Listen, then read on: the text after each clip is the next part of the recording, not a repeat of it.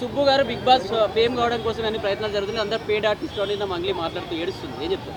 అవి అంత అబద్ధాలు. వీళ్ళందరూ పేట ఆర్టిస్టులా? ఇప్పుడు అందరూ లాసిపోయిన వాళ్ళు, నష్టపోయిన వాళ్ళు అందరూ. అందుకనే ఆవిడ మీడియాకి సంబంధించినటువంటి ఇంటర్వ్యూ ఇచ్చింది కాబట్టి ఈరోజు బాధితులందరినీ తీసుకొచ్చి ఇక్కడ పెట్టా. సో ఎంతోమంది బాధితులతో ఇంటర్వ్యూ కూడా ఇప్పించా, ఎంతోమందితో కేసులు కూడా పెట్టించా. సో ఎంతోమందితో ఈరోజు మీ అందరితో మాట్లాడించడం కూడా జరిగింది. సో ఇదంతా ఏంటి అని అంటే ఆవిడ దీన్ని డైవర్ట్ చేయడం కోసం, ఈ కేసుని డైవర్ట్ చేయడం కోసం, ఈ కేసుని పక్కదారి పట్టించడం కోసం, జనాల దృష్టిని, మీడియా దృష్టిని అంతా మరల్చడం కోసం చేస్తున్నటువంటి ఈ చీప్ ట్రిక్. సో కాబట్టి సుబ్బు ఈరోజు సడన్గా బయటకు వచ్చిన వ్యక్తి. మీరు చూస్తే ఎన్నో ఆర్టికల్స్ ఉన్నాయి, నా మీద ఎన్నో ఆర్టికల్స్ ఉన్నాయి, పేదల తరపున పేదల అడ్వకేట్ అనే పేరుంది, ఎన్నో ఆర్టికల్స్ ఉన్నాయి, ఎన్నో ఇంటర్వ్యూలు. ఈరోజు సడన్గా నేను వచ్చినోడిని కాదు కదా, ఫేమస్ అవ్వాలని, నేను ఇంటెన్షనల్ అని. సో అదేంటంటే ఈ కేసును పక్కదోవ పట్టించడానికి, ఈ కేసును తప్పుదోవ పట్టించడానికి. సో కాబట్టి ఇవన్నీ కూడా జరుగుతున్నటువంటి ప్లాన్. 10 లక్షలు డిమాండ్ చేశారు, నన్ను రమ్మని కూడా అడిగారు అని చెప్పి మాట్లాడతాం. ఏమండి అదంతా తప్పుడు వాళ్ళు. ఏది ఒక్క ఆధారం చూపించమనండి. ఇప్పుడు మంగ్లీ నాకు ఫోన్ చేసింది, పదుల సంఖ్యలో ఫోన్ చేసినటువంటి ఆధారాన్ని నేను చూపిస్తున్నా. నేను దీంట్లో మెసేజ్ కూడా చేశా, why are you calling me again and again, don't call me అని పెట్టా. ఆవిడ కంటిన్యూస్గా ఫోన్లు చేస్తుంటే మంగ్లీ ఇగోండి మంగ్లీ తన నంబర్ ఇది, తనే ఎన్నిసార్లు చేసింది. కనీసం నేను ఒక్కసారైనా సరే ఫోన్ చేసినట్టు తన దగ్గర ఆధారం చూపించమనండి. ఆవిడ ఎవరు సెంట్రల్ మినిస్టర్ పేరు చెప్పి నన్ను బెదిరించింది, ఒక ఎమ్మెల్యే తండ్రితో ఫోన్ చేయించింది, వీధి రౌడీలతో ఫోన్ చేయించింది, మా మిత్రులు ఎవరైతే ఉస్మానియా యూనివర్సిటీలో చదువుకున్న పాత మిత్రులు ఉన్నారో వాళ్ళందరితో కూడా నాతో ఫోన్ చేయించి బెదిరించినప్పుడు నేను వినకపోయేసరికి ఒక హైకోర్టు న్యాయవాది గారితో ఫోన్ చేయించి ఆర్బిట్రేషన్ చేద్దాం, ఇప్పుడు ఇదంతా ఎందుకు, వాళ్ళకి న్యాయం చేయడం కావాలి, సో న్యాయం చేద్దాం అంటే నేను బాధితులందరినీ తీసుకొని వెళ్ళి ఆ రోజు వెళ్ళినప్పుడు ఆవిడ నాకు డబ్బులు డిమాండ్ అంటే ఆఫర్ చేయడం జరిగింది. దాన్ని నేను రిజెక్ట్ చేసి నా క్లయింట్లకు ఇచ్చేయండి, నాకు ₹1 కూడా వద్దు, నాకెందుకు ఇవ్వాలండి, నా క్లయింట్లకు ఇవ్వండి అని చెప్పేసి బాధితులందరినీ కూడా నేను అక్కడికి తీసుకెళ్ళి వాళ్ళతో మాట్లాడించా కూడా. అక్కడ నా మీద దాడి కూడా జరగబోయింది, కొట్టడానికి కూడా ప్రయత్నం చేశారు. నేను దాన్ని తీసుకొచ్చి ఆధారాలతో సహా కాదండి, పూజారి నాగేశ్వరరావు గారి ఆఫీసులోనే జరిగింది, వాష్రూమ్ దగ్గర జరిగింది. మంగ్లీ నన్ను అంటే గట్టిగా అరుస్తూ నా మీదకి అంటే రాబోయింది అన్నట్టు కొట్టడానికి. తిరుమల అని చెప్పేసి తర్వాత రవికుమార్ అని చెప్పేసి మా ఫ్రెండ్స్ ఉండి వాళ్ళు నన్ను కింద తీసుకొచ్చేస్తారు. దానికి సంబంధించిన ఆధారాలు పంజగుట్ట పిఎస్లో ఇచ్చి దాని మీద ఎఫ్ఐఆర్ చేయించడం కూడా జరిగింది. కోట్లలో ఇస్తారా? ఎన్ని కోట్లు ఇస్తారంటే ఆవిడ పాట పాడితే? అదంతా తప్పుడు ఆలోచన. ఇప్పుడు దేశంలో ఉన్నట్టు అంటే ఇప్పుడు విజయ్ మాల్యాకి పేరు ప్రఖ్యాతలు లేదా, ఆయనకు డబ్బులు లేవా, అతను ఎందుకు మోసం చేసిండు? డబ్బుకు లోకం దాసోహం, డబ్బు ఎవరితోనైనా గడ్డి తినిపిస్తుంది. ఇప్పుడు ఇక్కడ ఉన్న వాళ్ళకి ఎన్ని కోట్లు వచ్చినా మనం చాలు అంటామా? సో కాబట్టి ఏంటంటే అవన్నిటినీ కూడా ఆవిడ అడ్డం పెట్టుకొని ఇదంతా పక్కదారి పట్టిస్తుంది. ఏమండి ఎవరున్నారో నా వెనక పోనీ వాళ్ళ పేరు చెప్పమనండి.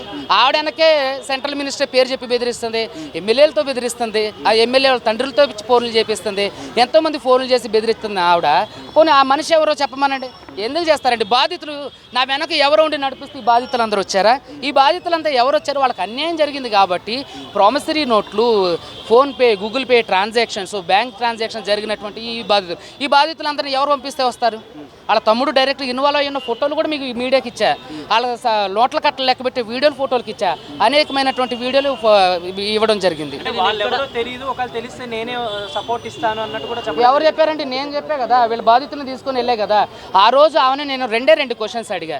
ఏంటంటే ఆవిడ నన్ను పిలిచిపించినప్పుడు ఏమని అడిగిందంటే, సార్ నాకు ఈ వీడియోలు నాకు తీపిచ్చండి, నా మీద కేసులు లాంటివి పెట్టించకండి అని అంటే నేను అన్నా, అమ్మ మరి మీ పేరు చెప్పే వ్యాపారం జరిగింది, మీ పేరు చెప్పే డబ్బులు వసూలు చేశారు కదా, ఆ ప్రధాన నిందితుడు రమావత్ మధు, పాల్దియా భరత్ చౌహాన్, పాల్దియా శైలజ చౌహాన్ వీళ్ళందరూ ఉన్నారు కదా, వాళ్ళ మీద మరి కేసు పెట్టడానికి రండి అని అన్న. ఆవిడ కేసు పెట్టడానికి నేను పెట్టను సార్ అన్నాను. బాధితుల తరపున రమ్మనన్నా, బాధితుల తరపున కూడా నేను ఉండను, నేను చేయను అని అన్నది. చాలామంది నేను వివరంగా ఇవన్నీ కులంకషంగా ఇంతకుముందు జరిగిన ఇంటర్వ్యూలో కూడా చెప్పేశా.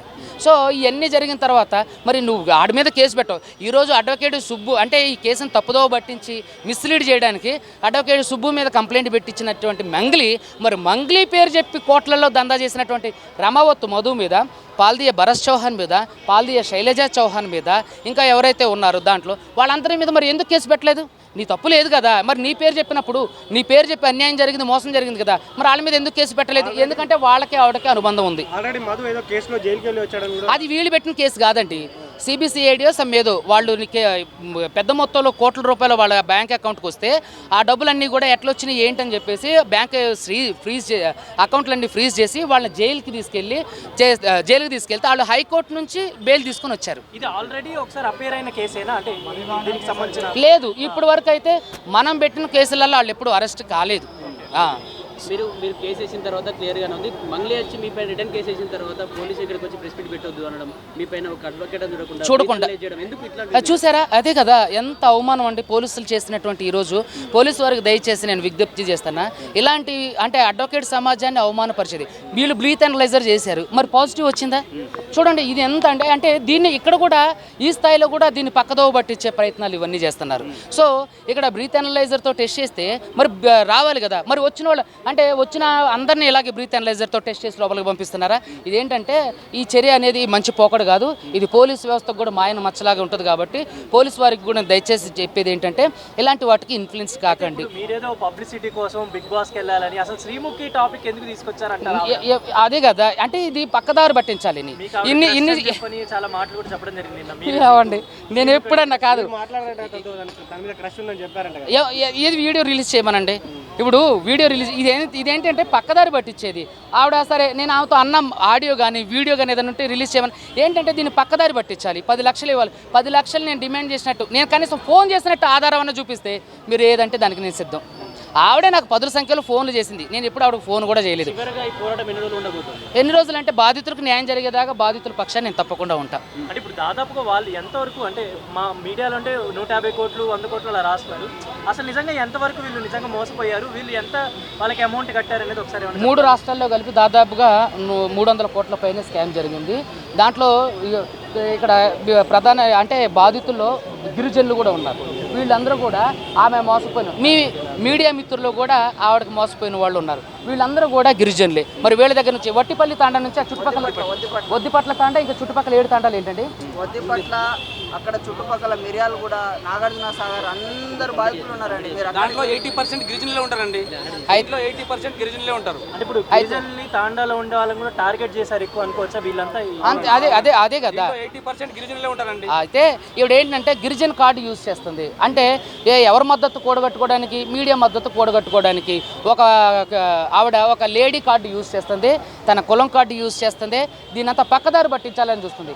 మరి ఆవిడ మోసం చేసిన వాళ్ళలో చాలామంది గిరిజనులు ఉన్నారు, దళితులు ఉన్నారు, బహుజనులు ఉన్నారు. మరి వాళ్ళ బాధ ఎవరికి చెప్పుకోవాలి? ఆవిడంటే మీడియాలో ఫేమ్ కాబట్టి వచ్చి చెప్పేస్తే అంతా జరిగిపోదు. మరి వీళ్ళ మాట ఎవరు వినాలి? వాళ్ళ తరపున ఒక బలమైనటువంటి వాయిస్ ఎవరు వినిపించాలి? సో కాబట్టి ఏంటంటే ఇవన్నీ కూడా కావాలని జరుగుతున్నటువంటి ఆవిడ మీడియా దృష్టిని మరల్చడానికి చేస్తున్నటువంటి దుష్ప్రచారం. ఆవిడ కావాలని చేస్తుంది. ఆవిడ పాత్ర ఇందులో ఉంది. Thank you.